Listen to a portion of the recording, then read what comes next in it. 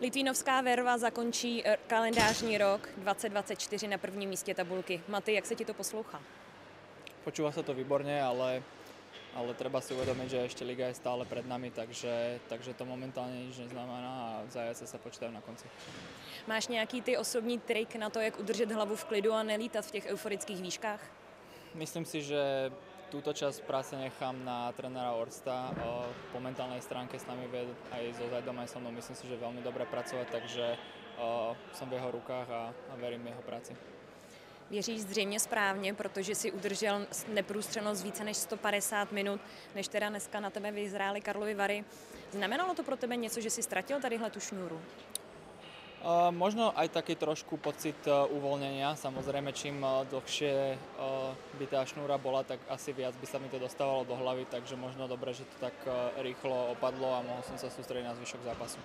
Bylo to zvláštní pro tebe, když vlastně po zápase s Kladnem s tebou novináři řešili nulu, v Liberci jsme řešili nulu, takže člověk si říká, spíš jako čeká, kdy ten gol dostane, nebo prodlužovat. Jaký to bylo? Jak si to přežíval tadyhleto období? No toto bolo prvýkrát v mojej kariére, čo sa mi podľa mňa podarilo takáto nejaká šnúra, takže bolo to pre mňa určite niečo nové, ale samozrejme pozitívna skúsenosť, rád by som to čo najčastejšie zopakoval, ale samozrejme každý deň treba ísť od nuly a od začiatku sa vrátiť k tým základom a tvrdo pracovať. Jak takhle na tebe koukám, tak dneska ten jeden obdržený gól tě ani tak moc nemrzí, viď? Ani nie. Som rád, že sme zvládli derby za 3 body. To je pre mňa asi najpodstatnejšie momentálne a tak by som to uzavrel. Když se ohlédneme za těmi 60 minutami, v čem Karlovy Vary dneska nejvíc zlobily?